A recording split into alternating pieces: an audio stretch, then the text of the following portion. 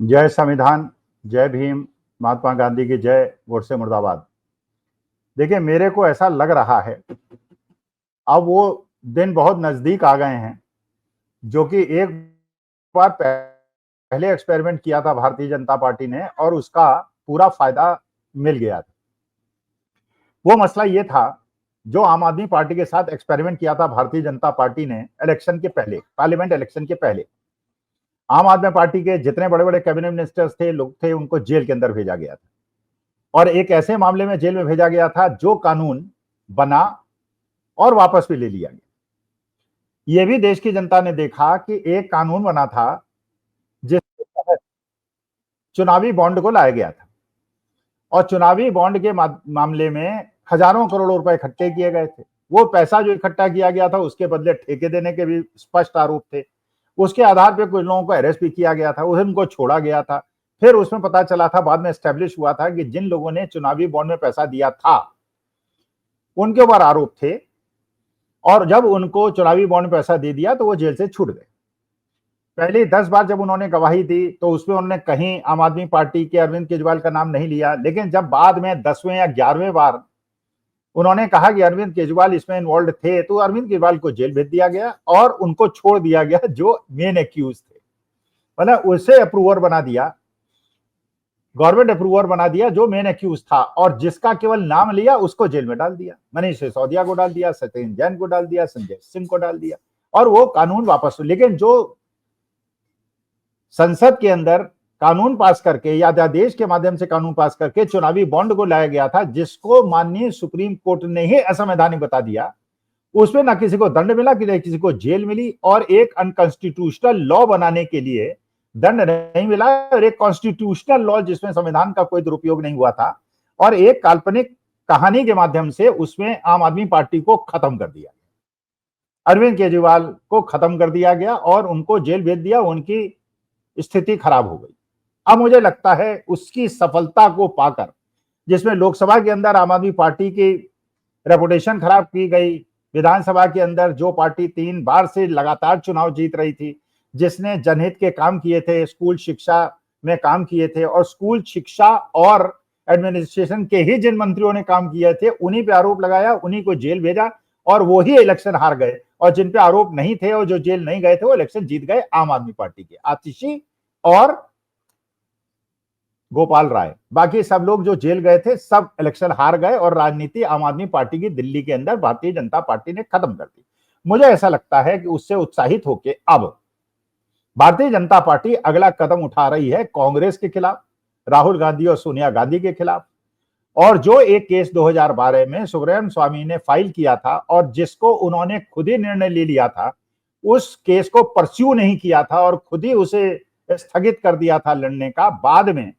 वो मामला जिसमें कोई मनी ट्रेल नहीं था, आदान प्रदान नहीं था, संपत्ति का लेन देन नहीं था, लेकिन अगर वो केस इनकम टैक्स के पास जाता, अगर वो केस सीबीआई के पास जाता, पुलिस के पास जाता,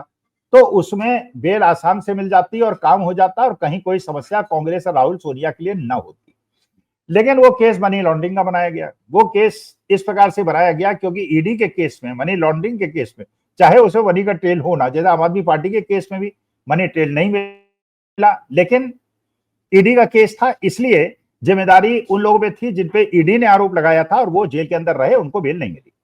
तो क्या उसी का रिपीटिशन होने वाला है? और क्योंकि ईडी का केस है, क्योंकि इसके अंदर बेल कोर्ट देना बहुत आसान नहीं है, तो क्या जिस प्रकार से राहुल गांधी बिहार के अंदर और गुजरात के अंदर बहुत ज्यादा एक्टिव हो रहे हैं, गुजरात के अंदर चैलेंज कर रहे हैं, मोदी जी के गृह स्टेट के अंदर चैलेंज कर रहे हैं, अब उसके बाद अगले 15-20 दिन में क्या हमें आपको यह खबर मिलने वाली है कि दे हैव बीन अरेस्टेड। फिर उसके बाद उनको बेल नहीं मिलेगी, सुनवाई पे सुनवाई होगी। जैसे राहुल गांधी को लोकसभा की सदस्यता से वंचित कर दिया गया था एक अवमानना के केस में, पहली बार भारत के इतिहास में एक अवमानना के केस में मैक्सिमम 2 साल का पनिशमेंट दिया गया। जल्दी से लोअर कोर्ट ने दिया, फिर हाई कोर्ट ने दिया, उनकी सदस्यता खत्म कर दी गई, उनका मकान छिनवा लिया, उनको बदनाम किया गया, फिर सुप्रीम कोर्ट ने उसको स्टे किया, उनको सदस्यता वापस मिल गई। लेकिन क्या ईडी के माध्यम से अब उन्हें जेल में रखने का और एक देश की जनता को यह संदेश देने का कि अब हम ईडी के प्रदत्त अधिकार जो कांग्रेस ने ही ये कानून पास करके दिला दिए थे, उसमें आप ही वो खत्म करेंगे, उसी प्रकार से खत्म करेंगे जैसे हमने आम आदमी पार्टी को खत्म कर दिया, और इसके बाद इनको जेल भेज दिया जाएगा। अब ये विकल्प देखते हैं कि क्या उनके समर्थक, राहुल गांधी और सोनिया गांधी के समर्थक हतोत्साहित हो जाएंगे या इसके बाद संघर्ष करेंगे, क्योंकि संघर्ष आम आदमी पार्टी वाले भी नहीं कर पाए थे, सड़क पे उतरे थे, लेकिन जीती भारतीय जनता पार्टी थी। क्या भारतीय जनता पार्टी का जो ट्रोलर्स ग्रुप है, जो उनका आईटी सेल है, जो उनके समर्थक हैं, जो सोशल मीडिया में है, जिनके पास पैसा है, वो जनता के अंदर ये मति भ्रम पैदा करने की कोशिश करेंगे कि अरविंद केजरीवाल भी बेईमान है, राहुल गांधी सोनिया गांधी भी बेईमान है, चाहे मनी ट्रेल ना हो, और अडानी जी बहुत अच्छे हैं, उनपे कोई केस नहीं बनता, हिंडाबर्ग कुछ भी कह दे, बाकी लोग कितनी भी कंप्लेंट कर दें, सेबी चेयरपर्सन पे भी कोई केस नहीं बनता, और इस प्रकार से लोकतांत्रिक प्रक्रियाओं का हनन करते हुए क्या अब हम लोग देखेंगे कि ये देश के विपक्षी दल के वो नेता जो कि भारतीय जनता पार्टी में सबसे ज्यादा आक्रामक थे, ये जेल जाने वाले हैं और देश के अंदर लोकतंत्र अंतिम सांस गिन रहा है और हम तानाशाही के अंदर प्रवेश कर चुके हैं। इसका दूसरी पुष्टि जिस बात से होती है, जो बहुत हास्यास्पद है और बहुत ज्यादा कष्टदायक है, और जिसपे हमें आपको सोचना चाहिए, वो ये कि देश के दो सर्वोच्च संवैधानिक पद, एक माननीय उपराष्ट्रपति महोदय का, जो देश के दूसरे सबसे वरिष्ठ नागरिक माने जाते हैं राष्ट्रपति के बाद, और दूसरी तरफ माननीय सुप्रीम कोर्ट, जो सुप्रीम कोर्ट है, और अमेरिका का कोर्ट डोनाल्ड ट्रंप साहब को कन्विक्ट करता है लेकिन जेल नहीं भेजता, ये कह के हम इन्हें कन्विक्ट करते हैं क्योंकि ये राष्ट्रपति हैं, इसलिए हम उनको जेल नहीं भेज रहे हैं। और हमारे देश में अगर सुप्रीम कोर्ट एक कानून पे ये कह रहा है ये संवैधानिक अधिकारों का हनन है और ये समानता के अधिकार का विरुद्ध है और ये बाबा साहब भीमराव अंबेडकर के बनाए गए संविधान की भावना के अगेंस्ट है, और हम इसके केवल डेट दे रहे हैं और उसके बाद सुनवाई करके अंतिम निर्णय लेंगे। अगर ये छोटा सा स्थानागादेश जो कि परमानेंट नहीं है, केवल टेम्परेरी है, और उसके बाद अगर उपराष्ट्रपति महोदय ये टिप्पणी करते हैं कि अगर ये जो न्याय प्रणाली है अगर हमारे यहाँ हस्तक्षेप करेगी तो हम भी इनके यहाँ हस्तक्षेप करेंगे, इसका मतलब क्या इस बात का संदेश है? हो सकता है आपको खबर मिले कि कोर्ट व्यवस्था खत्म कर दी गई, अब देश के अंदर जो चाहेंगे वो भारतीय जनता पार्टी के लोग करेंगे, और उसके बाद अगर आपको पकड़ा जाएगा या आपके साथ कुछ भी होगा, किसी कोर्ट के पास आप नहीं जा पाएंगे, वकील भी बेसहारा हो जाएंगे और देश के अंदर तानाशाही आ जाएगी। क्या इस बात का अंदेशा है या मैं बहुत ज्यादा आगे की सोच रहा हूं? ऐसा कुछ नहीं होगा, लोकतंत्र कायम है। लेकिन अगर मुझे ऐसा लगता है, क्योंकि आज जब सब जुडिस मामला है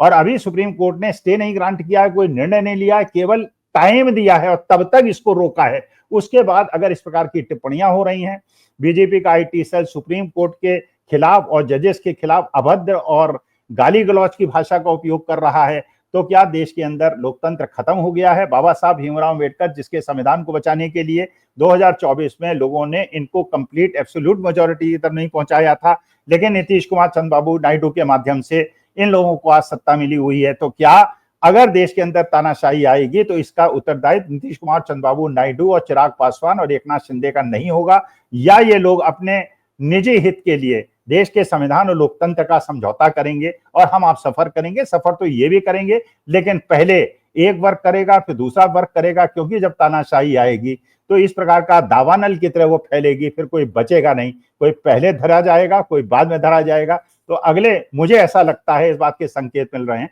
कि राहुल गांधी, सोनिया गांधी, रॉबर्ट वाड्रा और कांग्रेस के बड़े बड़े नेता अब जेल जाएं, क्योंकि उन्हें ईडी केस में इसलिए इन्वॉल्व किया गया है और बदनाम करने की प्रक्रिया शुरू हो गई है कि अब देश के अंदर उसी प्रकार से लोगों को जेल होगी। ये मुझे लग रहा होने वाला है, भगवान न करे ऐसा हो, लेकिन ये उसी प्रकार से शायद होने वाला है जैसे इमरजेंसी पीरियड में इंदिरा गांधी ने किया था। तब तो चलिए 3 साल बाद सत्ता बदल गई थी, लोगों ने अपनी गलती महसूस की थी, उस समय जब उन्हें जेल भेजा गया था इंदिरा जी को, जनता ने रिएक्ट किया था। लेकिन आज की जनता क्या इस मानसिक स्थिति में है कि इसका विरोध कर पाएगी, या तानाशाही का आगमन वो हाथ जोड़ के करेगी और हम भी नॉर्थ कोरिया, रूस, चीन की तरह तानाशाही को झेलेंगे? अब देखते हैं क्या सही में लोकतंत्र संविधान बचेगा या उसके अंतिम दिन की शुरुआत हो गई है। नमस्कार, धन्यवाद और प्रणाम।